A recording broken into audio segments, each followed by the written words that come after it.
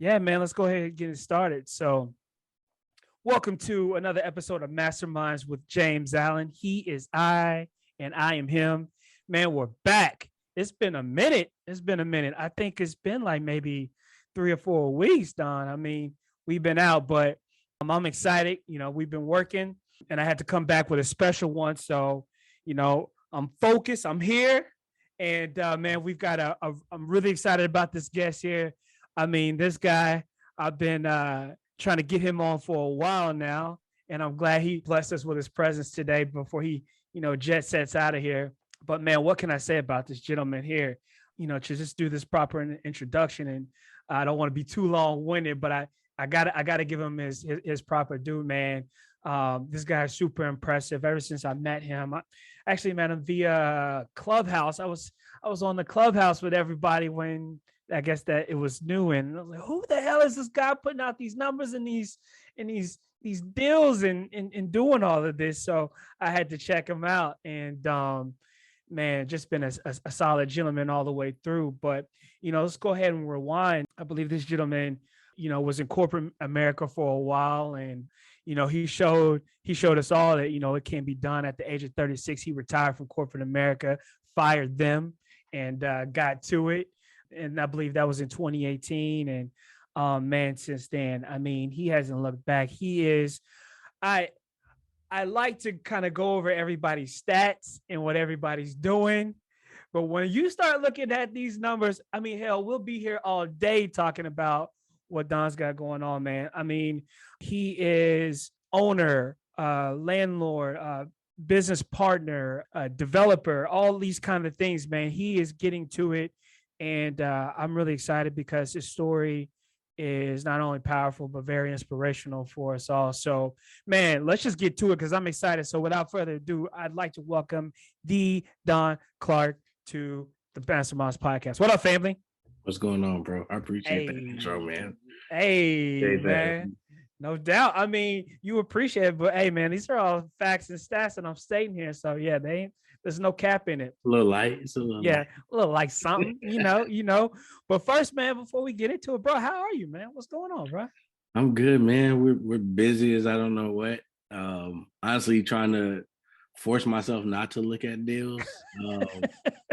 How's that 'Cause working out? yeah, it's hard, man. I think some people feel like I be ghosting them because I'm not like replying to a lot of the deals, but that's usually the way to get to me is like you got to send it to me direct.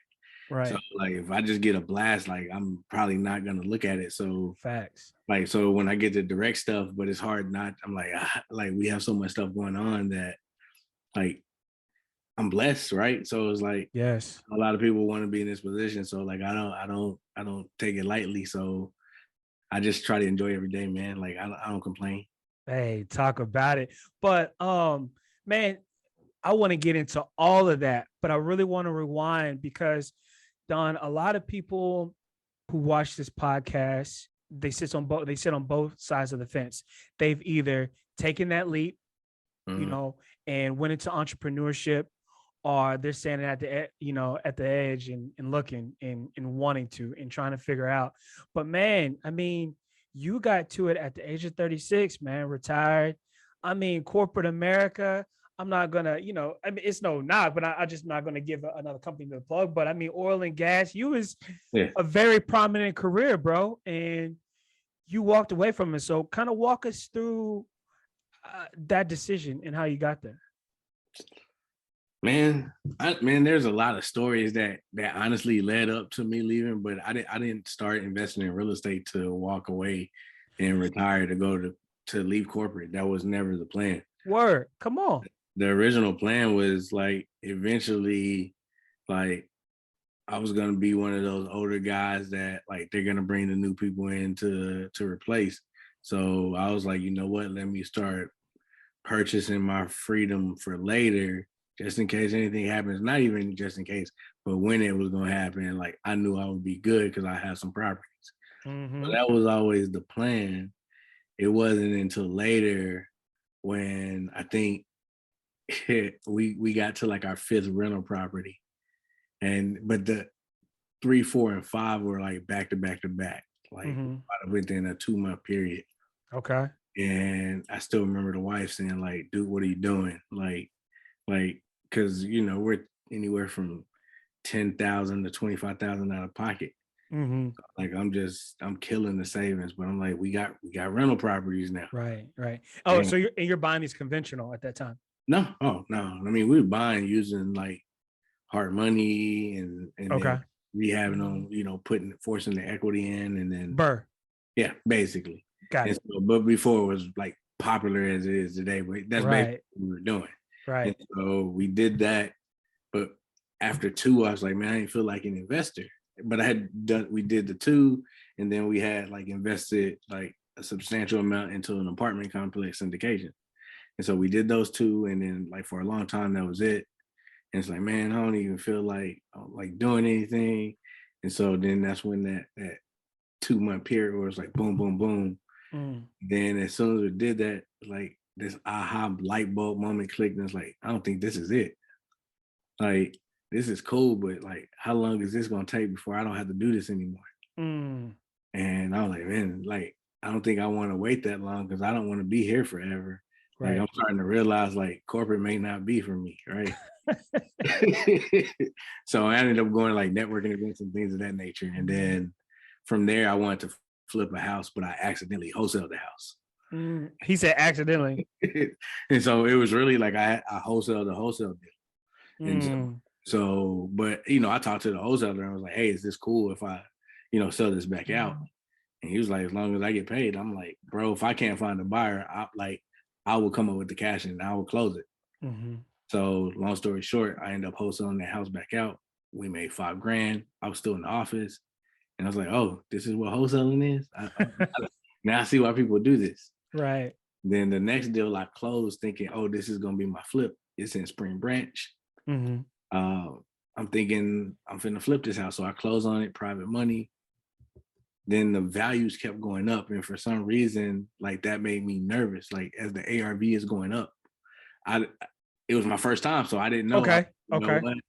Like the value was already above where I wanted to be because I was risk averse because I wasn't counted. So like my nature is like, hey, like if something goes wrong with this, I want to keep this as a rental. This house is already valued over 300. This is probably not going to be a rental. So like I don't see me making money on this. If I had to turn this into a rental, I know I can make money as a flip, but I don't want to be stuck with just that option. So I was like, what? Let me see if I can sell this. I just did it last month. So let me see if I can do it again. Mm-hmm. We made almost 50. Ooh. So Well, like 50 piece, So at that point I was like, oh, I think I understand this game. Yeah. And that was July of 2017. Then Harvey hit. And I already understood how to wholesale. Fire sale game, crazy. So before I knew it, it was like 22 deals in like a 9-10 month period. And I was like, okay, well, is this me or is this the result of Harvey? I'm not really sure. So I'm not going to just leave my job. So before I know it, I just kept doing it. And it's like, okay, well, now I'm not just getting flood houses. I'm still doing it. So clearly I think I know what I'm doing. 2.5 years of that, it was, we did over 100 houses. Then that light bulb clicked again. It's like, hold on, man. Like your portfolio. Well, let's stop right there. When you say we, who is we? My company. So that involves like I have a partner that used to work at the oil and gas company with me. Yep. And my brother and my wife is involved in the company. And so within the company, like I started transitioning and doing a lot of deals just solo to now I'm building this company. Got you. I mean, that's very important to hear that growth and that scaling. Like, so you went out there dolo first, tested the waters, and then you were like, hey, it's working over here. And then you start to bring people on. And honestly, my mentality was a lot different than most people. So it's more about like, how do I bring the people around me up with me? Because it's only lonely at the top if you don't bring other people with you. I love it. And you, bro, since day one when I met you, you've always said that, man, and you consistently say that. And but shout out to you for that, because you are not only one of the people who say stuff like that, but you truly live it and walk it. And I mean, just thank you for being that, a solid person in that manner. Appreciate So that, bro. shout out to you.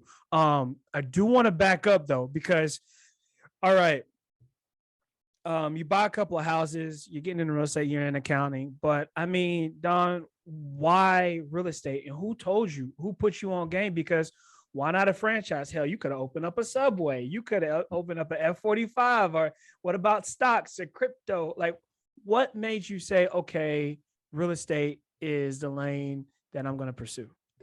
First and foremost, like, man, my wife, uh, she had that vision to say like, hey, uh, like I want to be a millionaire by this age, and most people make it become millionaires through real estate. So I'm like, you know Mm-hmm. what? Like, okay, let's go check out some stuff. Yep. These meetings, we didn't know what the hell we were doing. So it's like, well, might as well learn from some people. We go to one organization that clearly wasn't it. We find a different one. And it was like, okay, like here's other people like minded. We started just going to networking events, but she didn't have to drag me, but she basically pointed me in the direction. Mm-hmm. And like even at one point thought like, okay, she wanted to be a full-time real estate agent. And then she gets her license and realized, yeah, I don't think I want to do that. Yeah, this ain't it. Yeah. Yeah. So, but once I got a taste of it, and it was just like, oh, this is how this game works. And to me, a lot of it is, I ain't gonna say it's just common sense, but and maybe that's why it's like a gift, right? Because it's like it comes easy. But like I kind of look at it as like a game.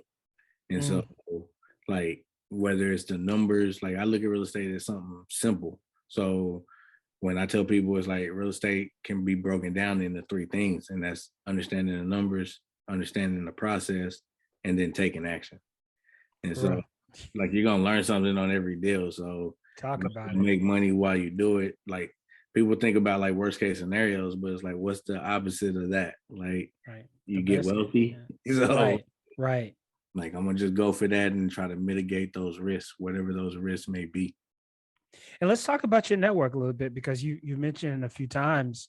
And so what was that like, and how did you, I know you said your wife would point you out to a few things, and kind of walk me through, I don't know, what was that one that was really popular? The Redneck Country Club or something like Uh, that, or whatever it is. You know what yeah. I mean? It's like, all right, you walk in there. What making you see, like, when you get into these different groups, like, okay, this may not be for me, or okay, this is one. Are you actually going to the networking events? Are these masterminds? Are these, like, what exactly were you looking for at the time? Different things at different stages over the Okay. year. At the beginning, like honestly, it was just trying to get around other people that was doing it. I need to Mm-hmm. be around it to see like, is this real? What are they actually doing? What are the different ways? Like what fits my personality? Because like there were certain things like I wasn't drawn to flipping at first. I was like why would I want to do that? Like I gotta pay taxes every time I flip a house. Like and like I gotta keep doing this over and over again. Like I don't know. That doesn't make a whole lot of sense to me. Right. Um, but at the same time, like I just looked at that. Okay, that's not passive income. That's a job, right? You're a flipper. Like you can get paid, you can get compensated very well, but at the end of the day, like you just got to keep doing that. And so, Mm-hmm. like I wasn't drawn to that initially. I was drawn to buy it whole first, and Mm-hmm. then eventually got into flipping.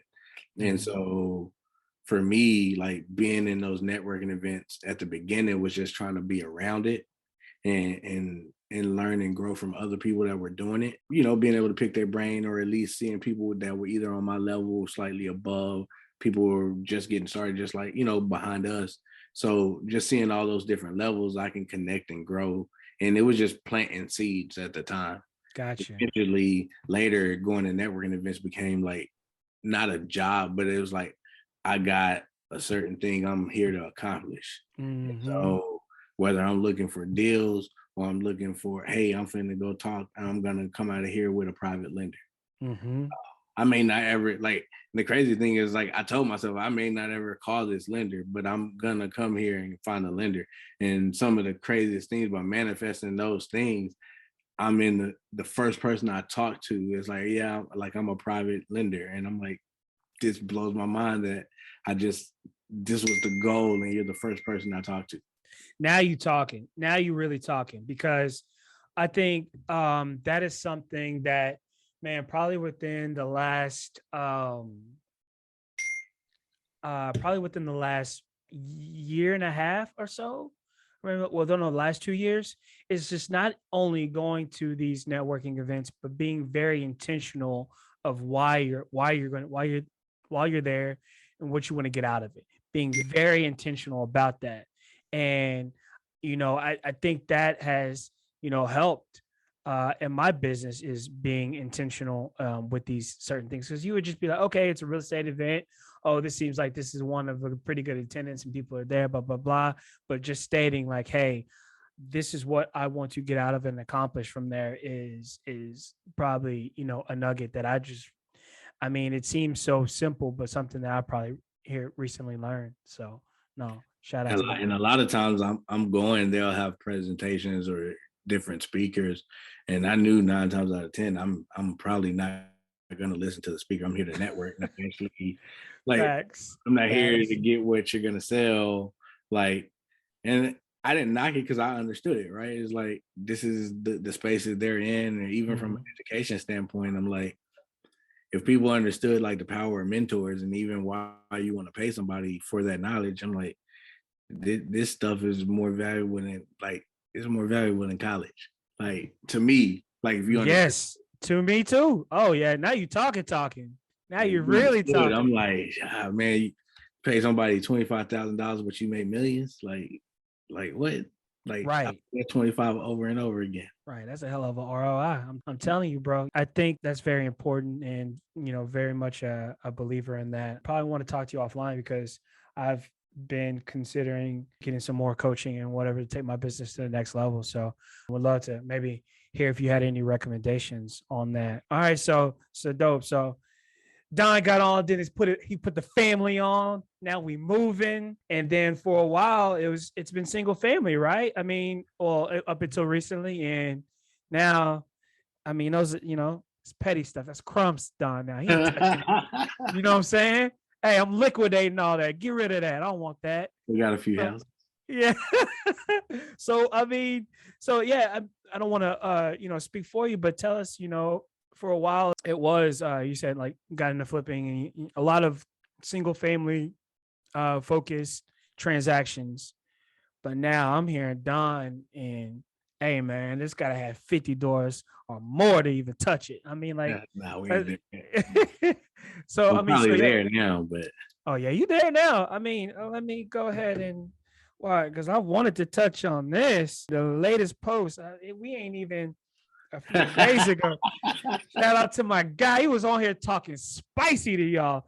Purchased 200 acres on a Thursday. Something light. No, he didn't say that, but he didn't say the something light. But you know what I'm saying? And then the following Monday, we added a 48 unit apartment complex to the portfolio. Man, I'm not playing with y'all. So, yeah, and then he just goes on. So, shout out to him. Man, if you guys aren't following this guy, check him out. There is no cap in his business at all. So, of course, here when it's all said and done, I'll put your IG handle. But yeah, the Donna Real Estate, go check him out. But man, salute to you, brother. I mean, appreciate you, bro. man, yeah, you out here doing it. So, like I said, I mean, really, could you in a high level way kind of walk us through that progression of how you've gotten to from single families and flips and that nature to like now I've heard you already say it a couple of times syndications, and I don't know if you own anything outright or through your partnerships and then this land and the things you're doing now. Like, can you walk us through that? Yeah, man. So like, that firm believer of do you want 100% of a grape or a quarter of a watermelon? And I'm like, Mm, give me that watermelon every day of the week. So talk about it. going into one of our bigger purchases, like we were getting ready to close on the 28 unit. And the more and more like I think as we were growing, it's like we got this 8 unit we can take down solo. It was the very first one. It was like, you know what? Hey, we're gonna just bring in partners. Why? Because like it's going to change their life a lot more than us buying this solo, right? Like, yeah, we'll make more money, but it doesn't show them like, oh, I can own an apartment complex. Here's how we do it. Mm, And we're doing it together. So it was like, hey, it's like, let's do it as a partnership so I can show y'all. So it's like, it was almost like, hey, don't pay me invest with me, and then I'll just show you everything. I And love so it. it was like, here, kill two birds, one stone.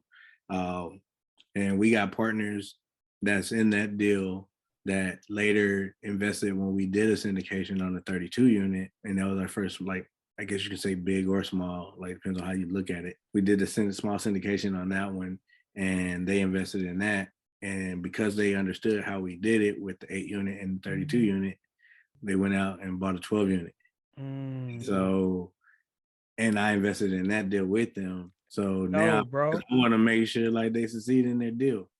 So it's like, hey, here's some money in your deal, and let's make sure like you win with that. And so it's not like just putting your money where your mouth is, but it's like, what's the point of like doing this if like we can't get to a point where we're helping other people do what we do? Because a lot of us understand getting real estate. A lot of us Mhm. understand let's go get this house, and like here's why you want to get passive income, but don't understand like, hey, here's this skill over here that did you know you can own an apartment complex, and here's the Mhm. benefits of owning that apartment complex, and here's how you make this thing make more money than it already makes. And who put you onto that game? Was it just through your networks and over time and you being intentional as you grew within the industry? Is that something that you were, intentionally seeking, or was that just somebody like presenting you an opportunity and the numbers made sense? No, honestly, man, it's some stuff we got to talk about offline. I can tell I'm you. down. I'm down. But I just remember like understanding like for the longest time I already understood how apartments worked. Hmm.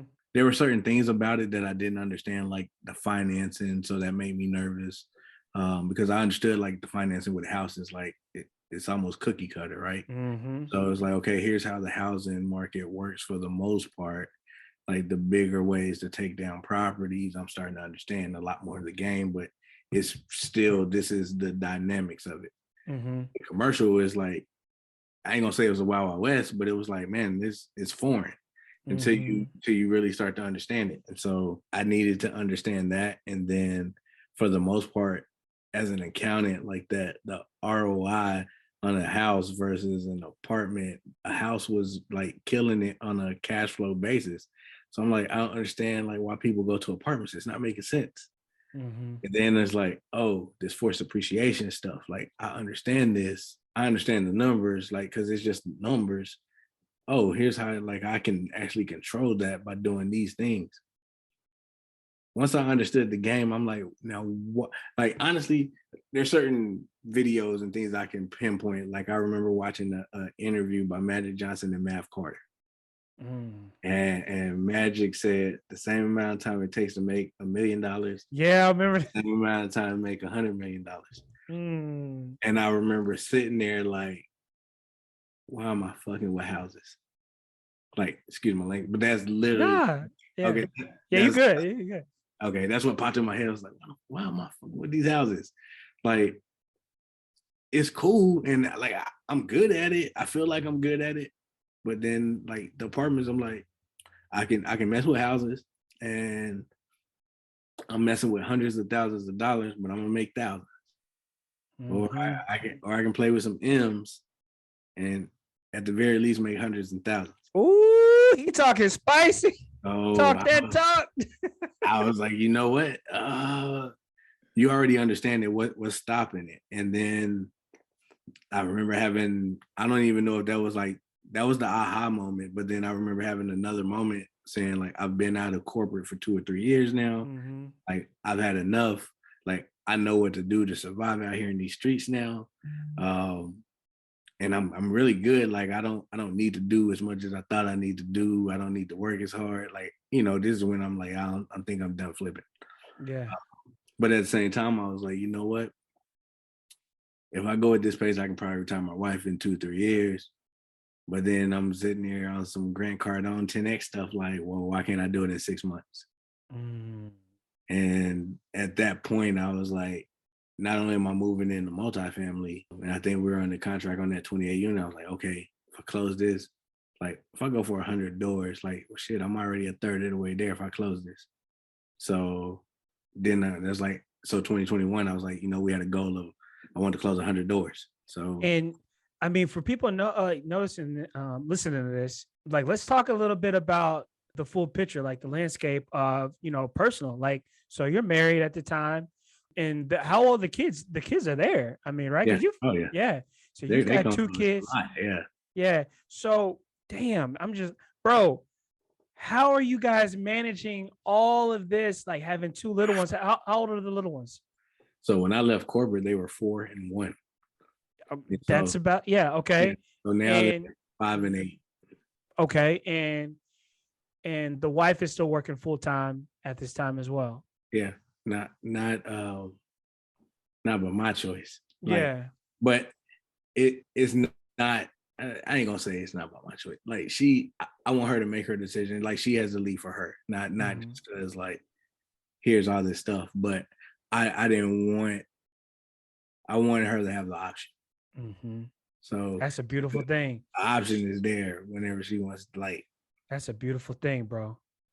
Like so. just to be able, like, yo, you don't have to do that if you don't want to, but that's something you want to do. Yeah. But whenever Damn. she's ready to take the leap, I'm like, we have enough stuff. Yeah. Like that was the plan. Like even without the systems and the process, like I'm not gonna tell people to do what I do. Hmm. Uh, because I heard somebody like it's rough like jumping on or scaling on a broken system. And it's like, yeah, but okay, I ain't have a broken system, I ain't have a system. Not for what we acquired. Mm. But in my head, I'm like, man, we're bright enough to like we run enough stuff. It's just not having contractors for damn near 200 doors. Not having employees for damn near 200 doors. Like it's like okay, because we know how to run it. Like but on individual properties, right, it doesn't. On the smaller properties, like the numbers don't justify having property management, things of that nature. But when I look at what we have now, it's like, well, shit, I can outsource and hire like if I want to, but like, or I can just build our own property management company within the system and economies of scale with everything we do. And it also brings in more money for the investors that invest with it. So it's like, nope, I'd rather take the stress because I understand like, hey, we get to generate millions of dollars doing what we Mm. do. I love it. And it's in my brain versus like relying on a third party to, but that don't mean I won't test it. I just it need to be on something much bigger where the numbers make sense to have a third party property management company run it. If if we had a 250 unit by ourselves, I'm like, you know what? I don't think one person needs to run this property. Hell no. The person, man, the person will go crazy. Yeah. So, I mean, as of today, I don't know how, because I know you're doing the transition and you've been liquidating some of that, but within your portfolio, are you still self-managing? I mean, or where you at? It depends on what you look at. So like on our houses, that was the thing. So when I transitioned into multifamily, like it's not like I was running my houses. So Mm-hmm. with our houses, like it's always been, well, not at the very beginning we ran them, but like early on, like we handed that off to a third party property manager. So like she runs our houses, like the duplex. When we had a triplex, she ran that, and like Mm-hmm. she runs the 8 unit. And that was like also like, hey, let me teach you how to run apartments. Because one thing around houses is different when you got to run an apartment. So it was teaching like here's the process, here's what we got to do, here's how the numbers need to work. Mm-hmm. Um, and so, but she runs the 8 unit and the houses, and then it depends. So the 6 unit, the 7 unit, the 13, well, the 13 unit my brother runs. The 6 to 7, the 28, the 32, and 48. My wife like she runs most of that. Mm-hmm. But I mean she has people that help, like she has I'm gonna like, say, and she's still going full time. yeah, yeah. Hey man, hey y'all Hey, better I go be kick back on this vacation. look, yeah, I know. So no, she handles a lot. And so especially from the day-to-day management of like um dealing with the residents and things of that nature. Now when it comes to like the construction and things like that, like she's involved in that too, but like we try to take like, hey, let me handle the blunt, depending on especially on which property. Like the 48 unit is the new one, so like we're having foundation work done on one of the buildings and things of that nature. So like I try to take the head since like of everybody, I'm the one that's out here full time. So it's like if I need to go drive to Wharton, hey, that's a hour drive. I'm driving there. If I got to hit one of the other properties, 13 unit because we're demoing 6 of the units. Hey, then I'm at the 13 unit. It don't bother me. To me, it's fun. Like it's not like I'm Yeah. working. I'm recording videos and taking pictures. So And that's the next thing I was going to ask you, bro, is and you just touched on Wharton. So with the ones that you guys solely own, I just really just excluding the syndications, where is your current footprint of ownership? Is it are you only in Texas, or are you? Yes. Yes. So Let's I talk was like, about it. did I have anything out? I mean, because like there's certain things I'll forget about that I invested in that Mm-hmm. that like if I'm not the general partner where I'm running the day to day, like I don't say I don't count it in my portfolio, but like if you hear me talk about numbers, you never hear me bring up the 412 unit that we Mm-hmm. invested in, but that was in 2015 or 16. We still own it, Mm-hmm. but like I don't necessarily count it, right? It's just Right. I forgot we own that. So let's back up too, man, because I mean, Don, you're throwing out different numbers. You're throwing out different Oh, hold locations, on. and I didn't even answer your question. So the majority of pardon our me. stuff is in it's in Texas, but it's in roughly like 77021. So like almost third wardish area, like Union Square. So we're right there. I have some stuff on the north side of Houston, like one property on the north side. Um, that's a funny property. Um, it's 100% Hispanic. They probably 75% speak only Spanish. We don't speak Spanish, but we run that property. How but long y'all own it? what month is this? August, so 8 months. Like we close in January. Gotcha. So that was a value add. So like a lot of deferred maintenance, a lot of below market rents, and so Had to go get it. Had to go get it. and Oh, as soon as you ring that off, I'm like, cha-ching, cha-ching. that's most of the projects we have.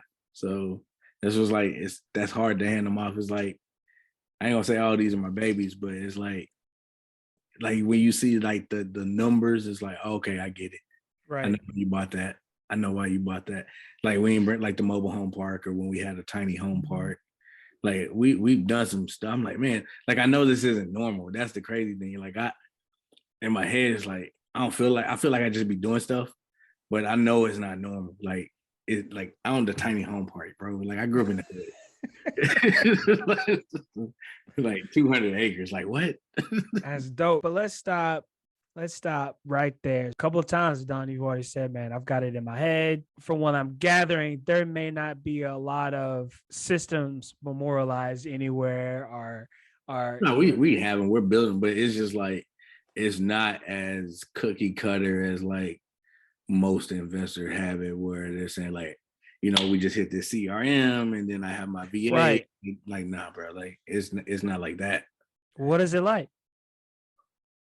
Because right now it sounds like Don over there, beautiful mind, just everything in his, in his head. For a long Like, time, it was that. For a long time, bro, that's what I was getting to. Like, come on. no, a lot of that Like, was that, and it was just like, yeah, I don't think this that's gotta isn't. be painful though. I mean, rewarding, but painful, bro. No? Yeah, it's both. Yeah. It's both. But like I also understand, like now I understand the importance of like processes and systems. But I tell people up front 100%, like I didn't do this to become an entrepreneur. The one thing I didn't want to be was an entrepreneur because I knew how much work entrepreneurs did. And I was like, man, I don't want to work that hard. Like that's why I'm good with going to a major company and just like let me go hide in it like 6 figures, cool. Hey, this is all I gotta do. And I ain't really gotta work that hard. That check is coming every 2 weeks. So that like I understood that. But then Mm-hmm. like this entrepreneur is eat what you kill. And I was like, I don't know if I want to do that. Then I start wholesaling. Then I was like, you know what? Right. This is different. Yeah. Don got me reevaluating to it for a long time. The last time I talked to you, it's just like, bro, that wholesaling is cool, but you know, you You gotta, Forever. yeah, you can't do it forever. You gotta look in. So yeah, we've definitely made some purchases and haven't buying home, but definitely, man, that the story is inspiring. She's Man, I getting teach you to this it. multi-family game, bro. Like once you get in that, man, it's like Let's do okay, it. here's the Say pros. less. Say less, brother.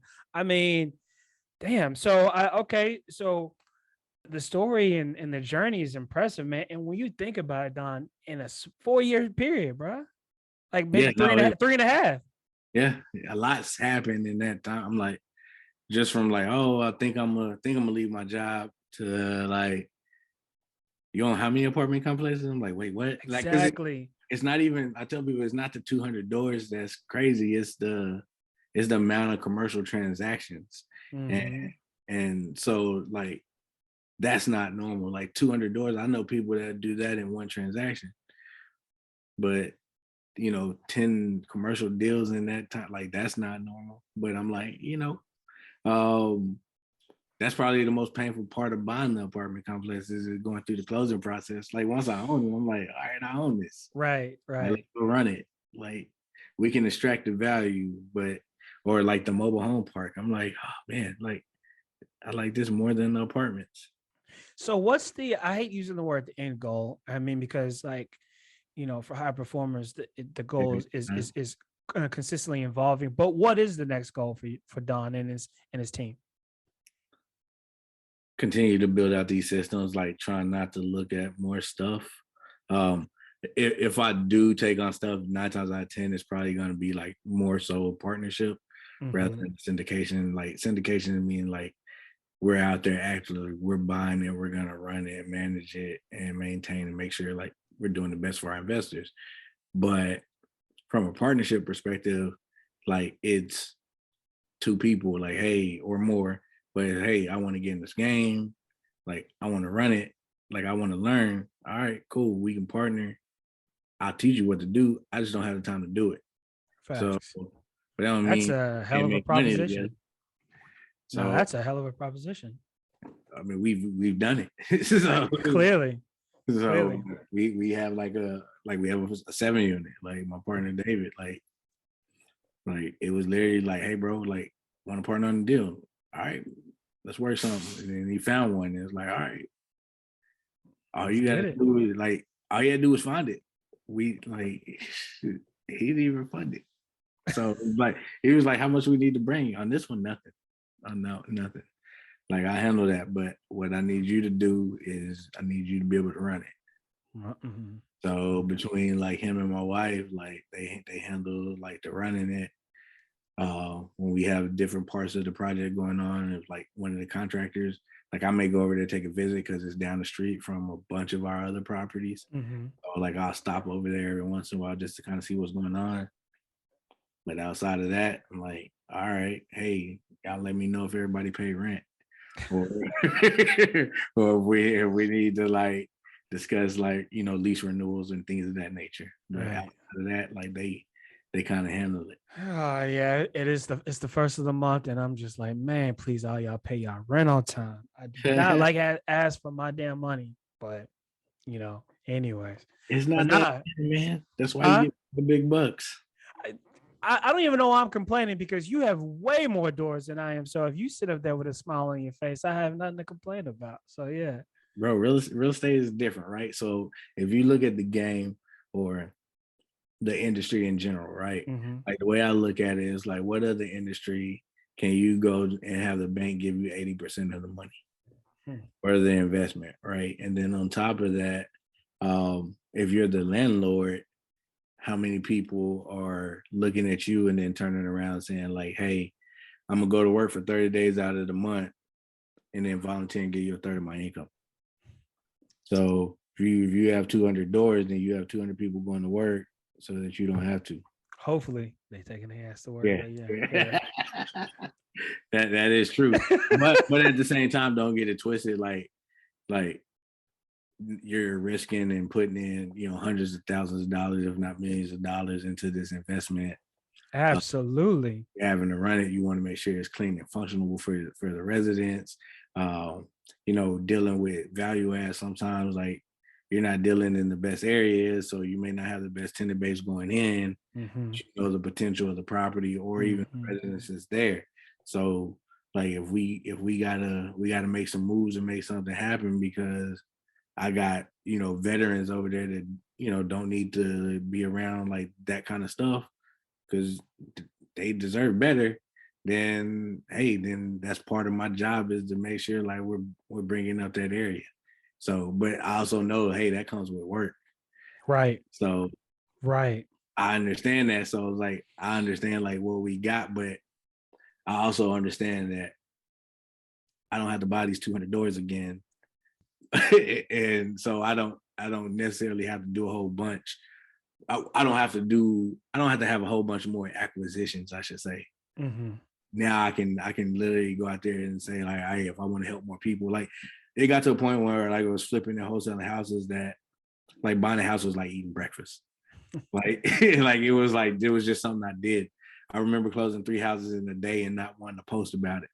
And then the next week closing like a triplex and wanting to post about it. I was just like, because it was just like, oh, okay, I just bought some houses, cool. But I'm like, Right. bro, this is not normal. You probably should post at least once. Like, Right. Right. but in my head, this was just like, but I'll get more excited watching a friend close a house or get their first investment property, or I Dope. help them with the lending, any of that stuff. I'm like, because I know that changing your life. Yes, Or sir.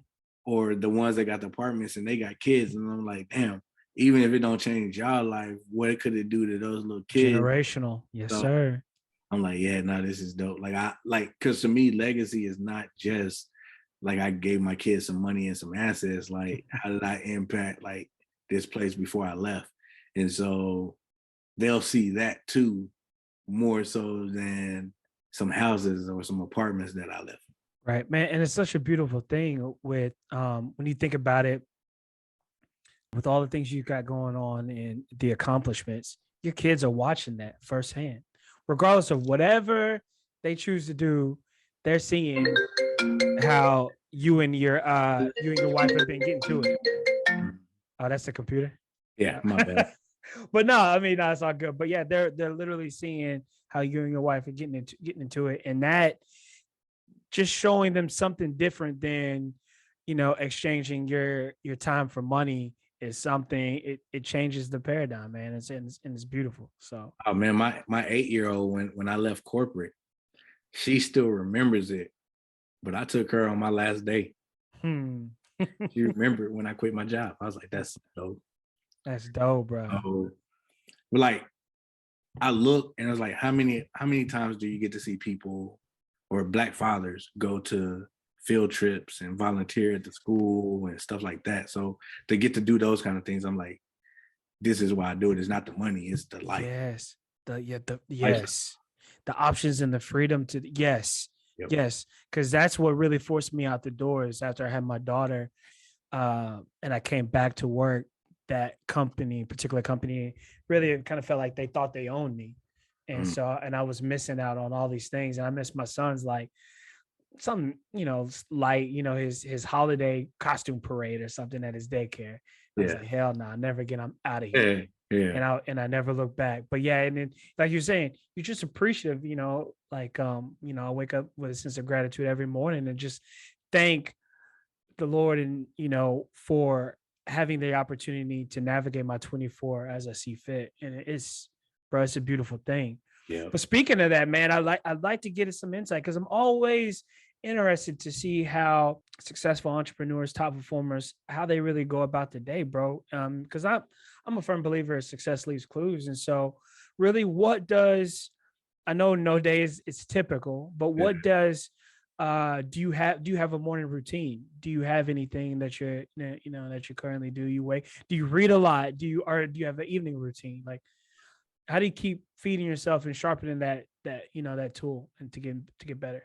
Honestly, man, like through COVID, like that was rough. Like I was still not as much as I used to do, but like I was still getting into podcasts and audio books and things of that nature. Then it just became where I stopped listening to the podcast because it was like it was starting to become noise, right? There's so many different things happening and going on.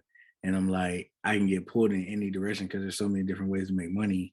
That was like, no, I need to focus on. So I had to stop listening to the podcast and just literally just zone into like, this is what I said I'm gonna do this. This is the direction I'm going. Like I said, I'm gonna buy apartments. Like that's it. If I'm gonna listen to something, it's about apartments. And that was it. I was still doing like my audio books. But for the most part, man, like no morning routine. Like I've stopped all that. I need to get back into that stuff. But like I think I like bucked the system. I just rebelled against all of it when I was like done flipping and wholesaling. It was just like, you know what? Like I want to be able to do what I want to do when I want to do it. Yep. So like if I wait, like I was just talking to my mother-in-law about this. Like if I want to wake up and like my body says like, bro, I'm tired, like lay back down, bro. I'm laying back down. Like I'll just get up at 10, 11 and we'll figure out like what's happened so far. Like I don't get the calls on the properties anyway. So like I know my team's good. They're great. Like they're gonna handle whatever it is. And then I'll just get updated on like, oh, we just spent $5,000 on a new AC or something, like it's gonna be something. So for the most part, but I usually, if I say routine, man, I'm usually waking up and it's just like I'm going through notification. Like probably shouldn't do that, but it's like, what do I need to respond to and knock out as soon? I'd rather just get out the way. Yep. And then if we have something going on at one of the properties that I need to address or at least put my eyes on, then I'm going to one of those. And it's usually one of the bigger ones, but for the most part, it's going to be something that we have like investors on, where it's not just the company money. So if I got somebody's money, like, hey, we're gonna make sure we take care of that first. So like we're hitting like that's what I said. If I'm at Wharton, hey, I gotta drive to work. Hey, I'm driving because I got $1 million of my friend's money in that. So over there, that's gonna be priority. Like that 32 unit, like that's gonna be priority. At 13, I'm like, I got a lot of equity over there, but we don't have other people's money. So I'm like, I'll send my contractors to these other properties first. We'll get to this when we get to it. Got you. And so what is your evening? Do you have an evening routine or how does that look in the evening time? I'm getting better at it now, but it's more so like trying not to do as much work or at least looking at stuff. How's that working out for you? It's not great. Because that's usually when I'm knocking out stuff for like the CPA and things of that nature and stuff. So, but I try to like spend some time with the girls, especially now school's back in. So before they're in bed by 8:30, okay, well I gotta get that time in with them. Like yesterday, damn, I need to call my brother back. Like yesterday, he called and we was talking through some stuff with one of the properties. And then, but I literally was like, "Hey, bro, I gotta go." I'm helping my daughter with her homework. So, like, and I saw the smile that popped on her face because she was like, "Oh, he getting off the call." Like, dope. So, but That's I know dope, she bro. realized it, and I was like, "Damn, I didn't realize that she realized that I was doing it." But it was just like I had to make myself intentional in doing that so that I could, because I got to get better at that. And so, like I realized like there's like 4 areas in a man's life, right? You got faith, fitness, finance, and family. And so it's like no order, but I know for me, certain things are gonna slack. I just need to figure out which one is gonna be and be okay with it because I don't think there's a thing of balance, right? Like it's gonna be like I'm good at I'm good for 2. Like I'm great for 2. That third one is like, are you gonna get some attention? But that fourth one, I'm like, hey, bro, like I'm not. So for me, I'm like, I gotta put them up there because this is why I do it. So, well, it's not 100% for why I do it. So, because I tell people in a heartbeat, like I do this for me, they just get to reap the benefits. So, like I will say that, and because I don't want to sugarcoat everybody. Like, oh man, I do this for my kids, and I'm like, do you really? That's a fact though. That's a fact. So that's why I like, but I do want to make sure like, because this time goes by quick. So yes, like, gotta make sure like, they spell love TIME. But exactly. So about that, those let's just call them those quadrants. I'm a firm believer when they talk about work-life balance. I do think now, yeah, you're right. that all of them, you can't give 25% to all of them. I Yeah. mean, because you're not going to get where you want to be with just giving everything 25%. Now, at the same time, I think where the balance comes in is it's all, it's a juggling act, or, cyclical, however you want to think about it. So I may be given 60% here and 20% here, and then like maybe hopefully you're not neglecting anything. Maybe it's a little bit more of an even disbursement, but at a certain time, you can't go and give like one of those quadrants the majority, like all of your attention for too long. It's got to shift, you know what I mean? And for us, it's just, we're very much so in the wholesaling, and my wife being in an agent, it is very much so still tied to seasonality. And so I don't know how it is like when you start getting into like syndications and things of that nature, but we're very much tied to seasonality. So, we are literally, kind of still blinders on because things are still out here hot, and Yeah. Yeah. deals are everywhere. But I do see, typically around, I start to see, deals are still coming in, but around Thanksgiving Starting to through, slow down. yeah, through like January. mid-February, New Year. It's like a lot of people are like, especially on the wholesaling, like, oh, give me a call back after the New Year, the holidays. People don't want to sell their, So the move house is out. Christmas. Yeah.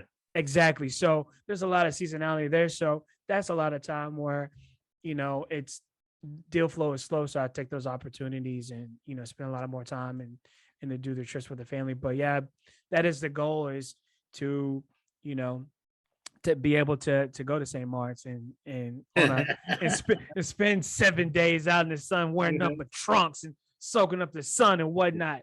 So is it, and then is it just you and the wife? I don't want to be a snitch to the school school The department. kids are staying back. Nah. Okay, cool. Yeah. I ain't want to be a snitch, but I think I Yeah, kind of no, dry we snitched. don't we rarely do this where like I can't remember last time we did this without them. So But you like, got I'm to, sure it's bro. needed. I'm sure it's needed. Oh, you got to, bro.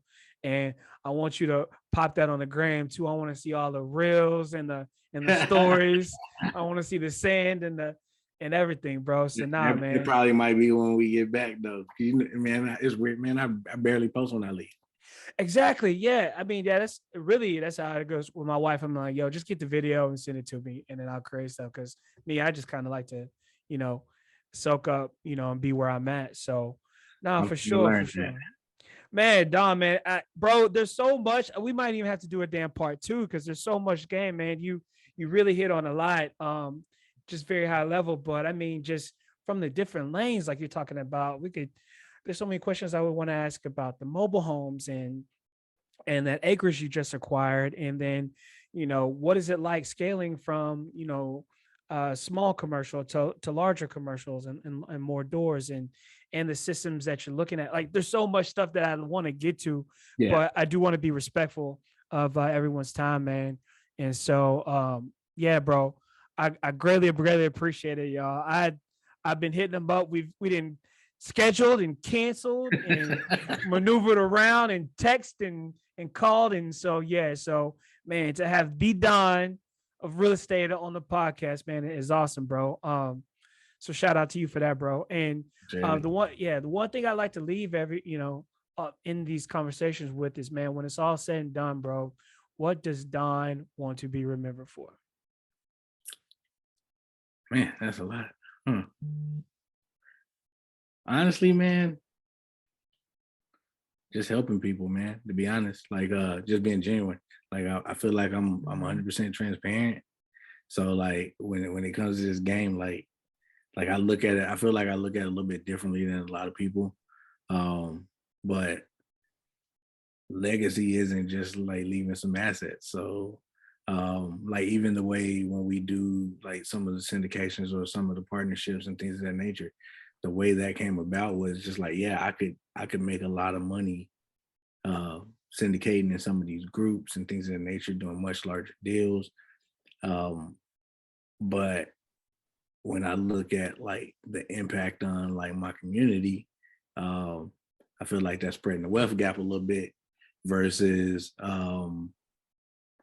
at the end of the day, like I know I'm gonna make some money if I do go a certain route versus doing the smaller deals allows friends and family to get in deals and things, but now they're seeing deals and things that they necessarily wouldn't see and Mhm. become a part of.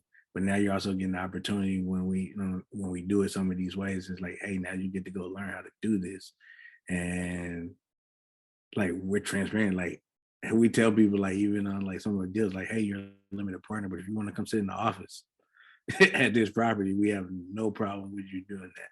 So, That's awesome. because at the end of the day, it's like this is your investment, right? So, like, I want you to be able to understand it, see it, and touch it, and like let's go make money together. But at the end of the day, like if we're not here, and first off, like I realized, like, bro, I can't buy everything. Like I can't buy everything. I can buy a lot, but I can't buy everything. So, like, it doesn't hurt me to help you make money. Mm. So, but I also understand where some people is like, hey, you need to pay me for me to teach you this because like this knowledge is it's not cheap. No, it is So, not. No, it is yeah, not. And but having somebody who has, the proven track record and experience to navigate, like, hey, don't do it this way because you can lose X amount of dollars doing it this way. Do it this way. Helping you navigate it is priceless. So, dude, I had a call the other day with a investor and her father, and she was older lady. Well, not older. She's like in our age range, right? mhm, So that's what I mean by older.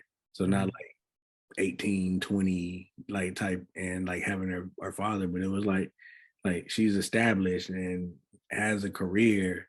And it was just like, hey, my father wants to hop on the call before like, we invest 50,000. And it was like her father's not investing, but he just wanted to get on the call. And so I was like, man, like that's so dope, like to have your dad. And like I had no problem, but I brought it up because they were like, you hey, said that was dope. yeah, no, I did. Yeah. Okay. Because yeah, I would be hesitant depending on what type of energy. Well, it depends on what type of energy the dad comes with. Because usually, like you get those Standoffish. not even standoffish, but they get in there and they're really just trying to debunk anything. They're trying to Yeah, find a fault, yeah, like, oh yeah, I told you it's a scam or it's not going to work or this is too yeah. risky. They're trying to find a way to talk that other person out of it. That's what. Yeah, and but I went into it as like if it's meant to be, it's meant to be. Like we Mm-hmm, here to have this conversation.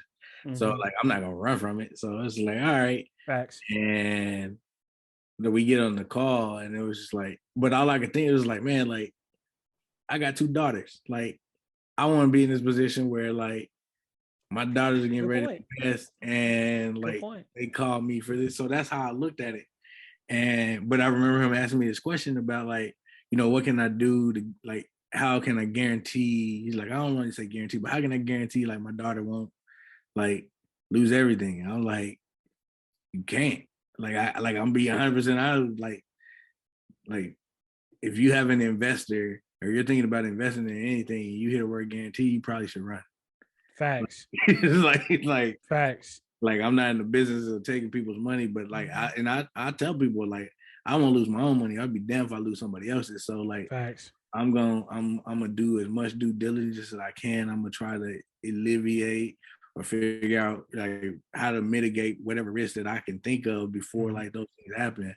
Um, but at the end of the day, like I'm like, hey, we gotta be transparent, but like I can't give you no guarantees, dude. So like, but that's the kind of stuff like you understand how this game works and you have impact on people's lives, not just the investors and teaching them how to go do this, but just your residents in general.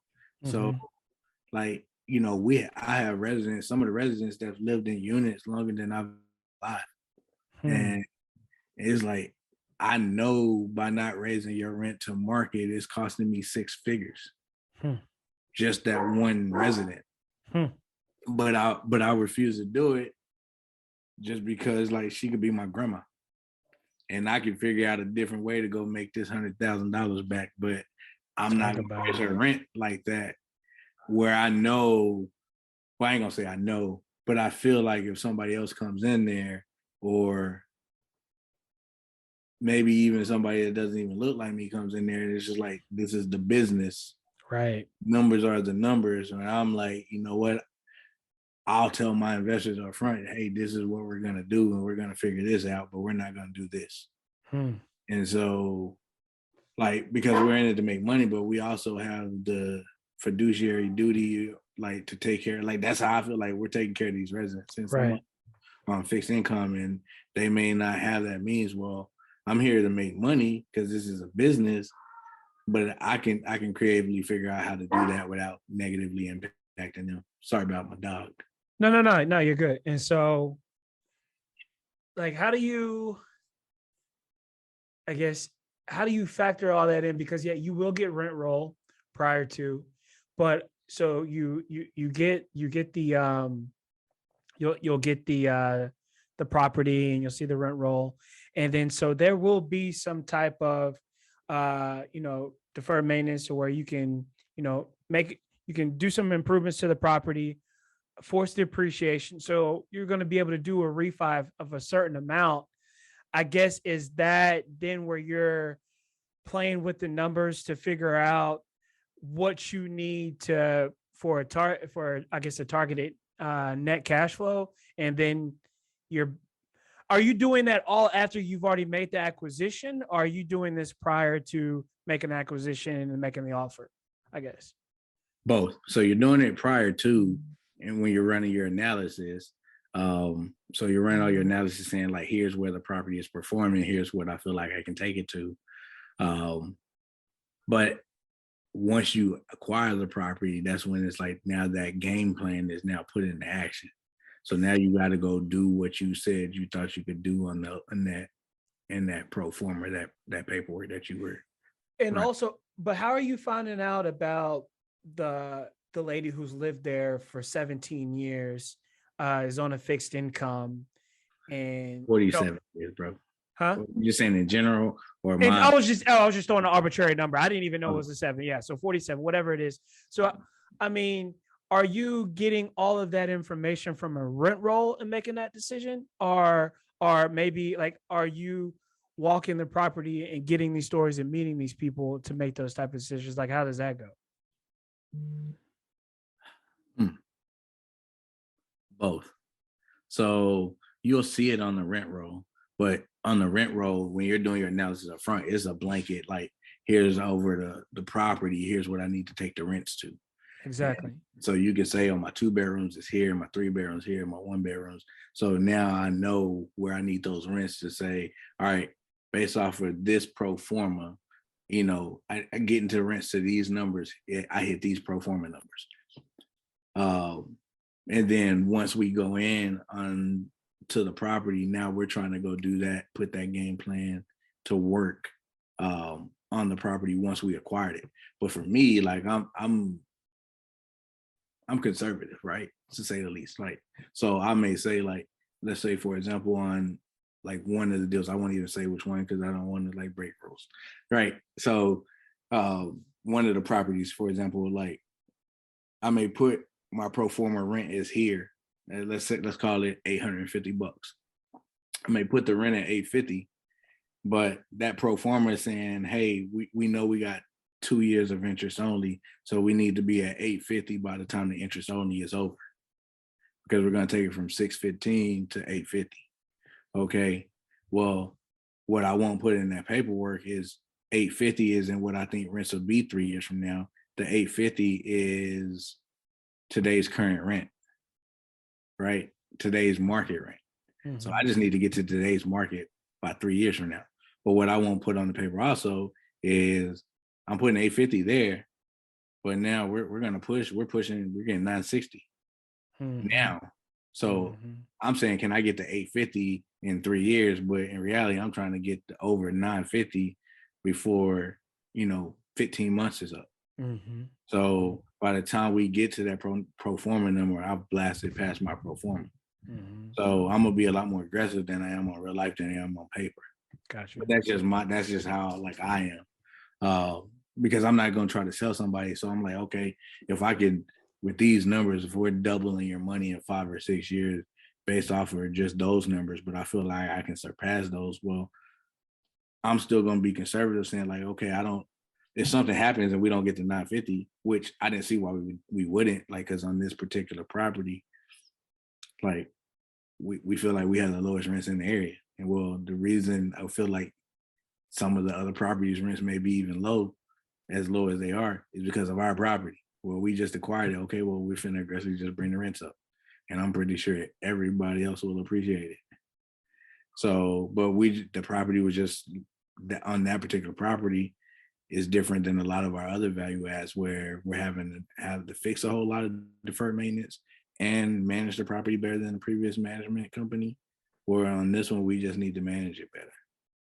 So let me ask you this though. This so many questions I'm getting just from listening to you. So as a GP, and if we need to talk offline, I don't want to, but I'm just curious to know in general, not talking about any specific deal, as a GP, and when you're going out and raising funds for a particular deal, and you tell them holding period is 5 years or whatever it is, and so if you're aggressive, if you're conservative with your numbers, and then under promise, over deliver on those things, does that mean you guys cut that holding period down, or is it because it doesn't seem like we can? But it doesn't. It's an option, but it doesn't seem like it would be advantageous. Like hell, if you got there in 3 and you still had access to those funds for another 2 years, you could do some other things. Yeah. Or can you? I don't know. Can you? No, you can. Okay, because I didn't know if it's just meant for that particular property or that particular fund or how that. Oh, no. So from that perspective, syndication basically is like, hey, it's tied to this specific deal. Right. So, but the things that you can do with commercial, you can do it with houses. It's just you can't force appreciation on the house, right? You can have that equity there that's built in, but like the market is what the market is. Like, right. You push it up a little bit, like being creative, but for the most part, the market is the market. Right. With commercial, you dictate that value. So by forcing that appreciation, 18 months, 2 years, now you're saying, hey, here's my new value. Give me 75% of that. So as long as rates aren't nothing crazy, then, you force that value up and your terms is not bad for you to be able to refinance. All right, let me go refinance, pull out this cash, tax-free because it's loan proceeds. Right. And then, but you still own this property. And so, but now, you could do whatever you wanted with that money, but you could also take that money and go buy another property, even as a group. You could probably go with a group. Now that same group just took that profit, or not profit, but the loan proceeds, and bought another property that you could go do this again. So it's just like, when you start understanding, it's like, oh man, this is a big game. And like, you can treat it like real life Monopoly. And if you understand, a job is just like, this is like rolling the dice and going around, you're going past go. But eventually, if you just take that money from working and you start investing in these properties, before you know it, you don't need to go around go anymore. Right. So it's like, I don't really want to go around. You're right. Once you start picking up that little $200, you just want to sit somewhere and collect your money. Yeah, exactly. It's a different game. So, like for me, that's why I was like helping people like figure that out and go through deals. It's just hard because we got a lot of stuff. So, but I do enjoy that part a lot because, like I said, it gives me a lot more joy, like watching somebody like, change their life or have that impact. Like I've watched people become full-blown realtors because we had conversations, and I'm like he literally is like, dude, you changed my life. And I'm like, man, we had a conversation like a couple of years ago. Next thing you know, like he was wholesaling, and then all of a sudden he's a realtor. Dope. And he's a realtor on on the team that I'll tell you offline. But I was like, man, that's so dope. And then like I had another buddy, mentee, and he basically was like, hey, how much money have you made like over a year of just doing the stuff that we've been doing? It's like, $250,000. I'm like, I love to hear it. Bro, I love to hear it. So that's the Man, I stuff love to hear it. that's dope. Yeah. Well, man, we might have to do a little part two or something, man. But yeah, this is Don, man. It's always a pleasure, bro. And Bro. man, you just it's a blessing, man. You come on here and kick your game, bro. I truly appreciate you. Appreciate you, bro. So yeah, no doubt, no doubt. And so, man, real quickly, like I said, I'll put your IG handle here. If people, wanted to reach out to you, are interested to kind of, engage in conversation or bring you deals or anything, what's probably the best way for people outside of your network to reach you, man? Nowadays, man, like when I do get online or at least social media for the most part, like every blue moon I'll pop on Facebook, but for the most part, man, I may be on IG. I'll pop on and off there. Okay. That's probably the easiest way. I Okay. wouldn't tell people to email me because like I'm starting to realize like here recently, I was like, worst form of communication for me is email. So Same here. Same here. Same here. No doubt. No doubt. Okay. Well, man, Don, man, I like I said, a lot of game, man. I hope it wasn't over your head. The things he was talking, truly an inspiration. At the minimum, I hope you guys got some inspiration from this conversation, man. So, I mean, and literally in a 3.5 year span, as this gentleman has been able to not only change the trajectory of his family, but help others, achieve their goals as well. So I just want to say thank you to that, bro. So, man, I guess I appreciate you, brother. And this has been another episode of Masterminds with James Allen. Tune in Thursdays. Hey, we getting back to the weeklies. So, give me some time. We took a little hiatus, but we back at it.